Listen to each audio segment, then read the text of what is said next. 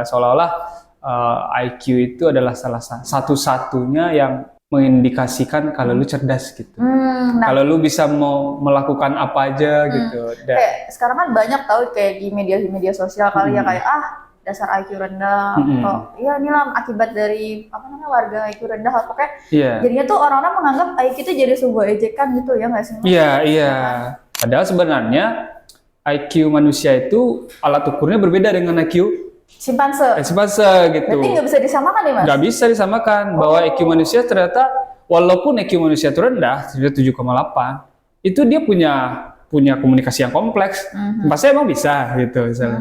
Punya interaksi, punya abstraksi dalam pikirannya, bisa membayangkan sesuatu yang tidak ada wujudnya gitu. Ada alat ukurnya cerdas itu terbagi 8 ke 9 gitu. Multidimensional nggak sih? Iya, multidimensional kecerdasan itu nggak satu gitu. Kayak ada yang pintar dalam matematika, ada yang pintar dalam olahraga dan sebagainya. Benar.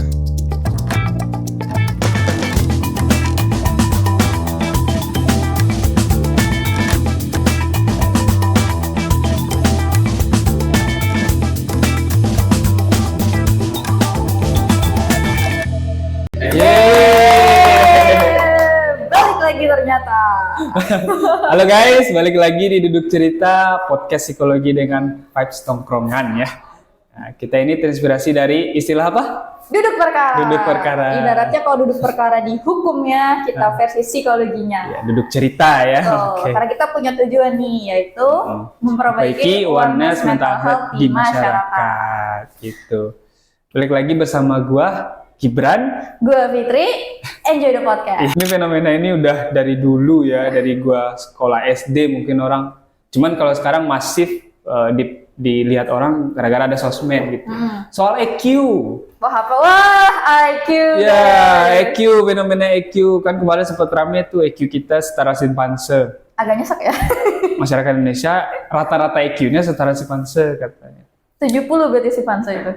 78, berapa gitu. Beda 8 ya? Ya, 78, berapa gitu. Dan ya itu yang terjadi seolah-olah IQ itu adalah salah satu-satunya yang mengindikasikan kalau lu cerdas gitu. Kalau lu bisa mau melakukan apa aja gitu. Kayak sekarang kan banyak tahu kayak di media sosial kali ya kayak dasar IQ rendah atau ya inilah akibat dari warga IQ rendah atau kayak jadinya tuh orang-orang menganggap IQ itu jadi sebuah ejekan gitu ya nggak sih? Iya. Itu terus tapi sebenarnya kalau di psikologi sendiri ya sebenarnya apakah psikologi itu hanya melihat dari IQ yang dalam hal ini kecerdasan atau jangan-jangan ada IQ lain? Nah itu kita bakal bahas ke situ ya. Tapi satu lagi mau gue jelasin bahwa ada namanya IQ worshipping ya. IQ worshipping tuh mengagung-agungkan IQ. Itu yang terjadi fenomena saat ini seolah-olah kayak pernah kan ada artis-artis kemarin atau influencer yang pamer IQ-nya gitu. IQ-nya segini dan netizen tuh pinter ya dan bahkan ada yang sampai membahas sesuatu itu seolah-olah dia tahu gitu yang pamer itu ya, seolah-olah dia tahu semua hal gitu ya. Kemarin sempat cuman gue nggak mau. Ibarat gini, IQ tinggi tuh langsung dianggap sebagai suhu gitu ya, paham semuanya. Dan bisa semuanya dan itulah yang fenomena yang terjadi ya. Bener sih, itu juga berkaitan sama ini gak sih yang dibilang sama masyarakat itu juga kayak ya gampang merendahkan orang kalau misalnya IQ mereka tuh nggak sama kayak rata-rata. Nggak sama. Nah masalahnya fenomena ini tuh juga dikritik oleh peneliti-peneliti luar. Wah, kayak gimana tuh? Bahwa ternyata ini kan yang kalau nggak salah si Flynn ya kalau nggak salah yang bikin kriteria bikin penelitian dan memasukkan orang Indonesia dan akhirnya keluarlah nilai itu 78 gitu kan setara simpanse. Padahal sebenarnya IQ manusia itu alat ukurnya berbeda dengan IQ simpanse gitu. Berarti nggak bisa disamakan ya mas? Nggak bisa disamakan bahwa IQ manusia ternyata walaupun IQ manusia itu rendah 7,8 itu dia punya komunikasi yang kompleks, pasti emang bisa gitu misalnya. Punya interaksi, punya abstraksi dalam pikirannya, bisa membayangkan sesuatu yang tidak ada wujudnya gitu. Ini tuh kayak ibarat gini nggak sih, kayak kemampuan berpikir simpanse dan manusia tuh berbeda ya. Nggak apple to apple untuk dibandingkan gitu. Meskipun ibaratnya kalau dari mungkin dari angkanya mungkin sama, tapi secara prosesnya itu berbeda ya Mas ya. Nah, tapi kira-kira kalau melihat dari situasi yang kayak gitu ya, kalau melihat dari sisi manusianya gimana? Nah, kalau dari sisi manusia ternyata ya kalau dari perspektif psikologi ya dan perspektif pendidikan pasti juga mengetahui soal ini ya. Ternyata ada 3 aspek dan mungkin ada lagi yang lain gitu. Kita bahas 3 aspek aja. Manusia itu punya kemampuan kognitif tadi IQ gitu. Terus afektif, emosi gitu ya, perasaan gitu ya. Terus ada psikomotor, kemampuan motorik, kemampuan kinestetik gitu. Yang mungkin berkaitan dengan pekerjaan juga ya. Maksudnya simpanse bisa bekerja kayak manusia? Iya, nggak bisa. Coba dah kalau bisa. Terus juga kalau dari sisi psikologis nih, mungkin kan yang lebih modern, aku pernah dengar juga kayak tentang EQ, SQ dan sebagainya. Apakah itu termasuk dalam kecerdasan juga? Iya, itu kecerdasan juga. Nah, ada namanya EQ. Nah, EQ ini ternyata bukan salah satunya. Nah, jadi namanya EQE ya. Emotional quotient. Itu kecerdasan emosional. Ada juga spiritual quotient, kecerdasan spiritual. Dan ini ada lagi yang lain ya. Cuman kita 3 ini aja. Ya, kita cuma mau menegaskan bahwa tidak satu-satunya EQ gitu. Bukan berarti EQ lu rendah, bisa jadi EQ atau emotional quotient lu tinggi gitu. Bisa, atau spiritual quotient lu tinggi gitu. Betul, that's why makanya ya tadi balik lagi proses berpikir manusia kan beda-beda ya. Kayak kita nggak bisa kayak menggeneralisasikan seseorang itu pinter hanya karena nilai IQ-nya tinggi. Karena bisa jadi ternyata dia punya kemampuan sosial yang bagus, dia punya kemampuan teknis dalam pekerjaan yang bagus juga, ya kan? Iya. Makanya that's why dan cerdas tuh terbagi-bagi sebenarnya.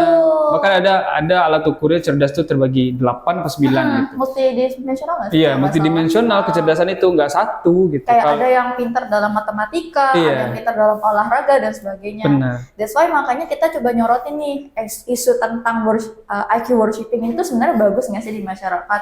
Kalau dari sisi psikologi kan kita nggak bisa dong kayak melihat manusia hanya dari satu aspek aja. Nggak bisa.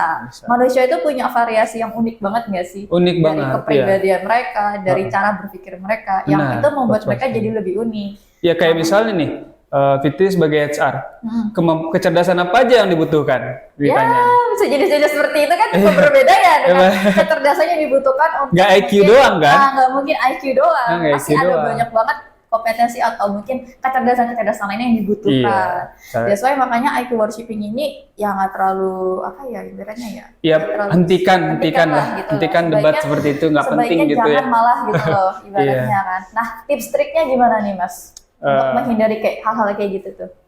Ya kita harus fokus dengan tujuan dari misalnya kayak IQ itu mengetes apa gitu ya. Betul. Apa spesifiknya ternyata IQ itu mengetes tentang kecerdasan intelligence doang, kecerdasan otak doang ya. Ya fokus di situ aja tuh, jangan malah kemana-mana, jangan seolah-olah orang ini berarti cerdas dalam segala hal, kayak gitu.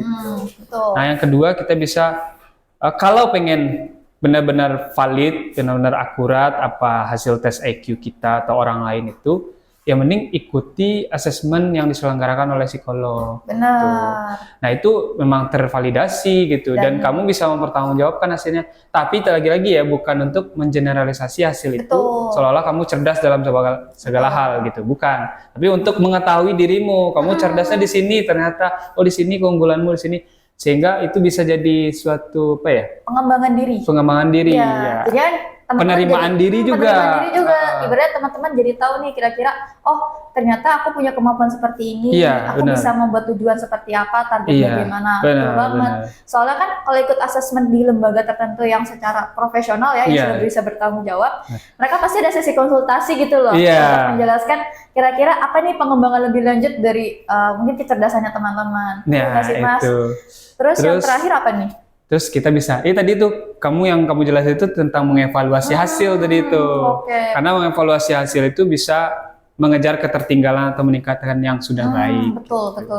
That's why makanya penting banget ya. Penting banget. Asesmen yang tepat dan Asesmen yang tepat dan bertanggung jawab. Dan lagi-lagi untuk diri sendiri ya, jangan untuk orang lain. Balik lagi, bukan untuk pamer. Nah, jangan buat pamer karena sebenarnya juga buat apa? Buat gitu apa loh, gitu ya? Kayak ada yang pintar secara sosial dan segala macamnya. Jadi ya hargai aja orang-orang yang berbeda dengan kita. Setiap orang punya keunikannya. Ya, terus tadi yang kayak kita bahas, ambil aja manfaatnya. Nah, ambil aja manfaatnya dari lingkungan kita. Yang selesai, udahlah. Iya, abaikan gitu. aja gitu. Nah, ya kayaknya udah selesai ya pembahasan kita soal ini. Semoga teman-teman bisa mengambil manfaat dari pembahasan ini. Betul. Kalau ada pertanyaan, boleh banget untuk dikritik kita, dikasih saran. Misalnya teman-teman ternyata ada kayak, tapi nggak gitu Kak, aku punya alasan kenapa kita harus IQ worshipping. Mungkin nggak apa-apa. Nanti bakal diadu tuh dengan komentator yang lain gitu. kita bisa bahas di komentar bahas di diskusi selanjutnya kali ya. Di YouTube kita ya. Teman-teman sampaikan aja kira-kira kenapa sih teman-teman merasa bahwa IQ worshipping itu hal yang penting atau hal yang kayaknya ini boleh lah gitu lah ibaratnya. Boleh tinggalkan di kolom komentar. Oke. Terus dukung kita terus di dudukcerita.id ya di YouTube kita, subscribe, like dan share. Terus juga dengerin kita di Noise dan Spotify karena kita hadir juga di situ. Betul. Akhir kata, gua Gibran, gua Fitri. Mari membiasakan berpsikologi. Yeay.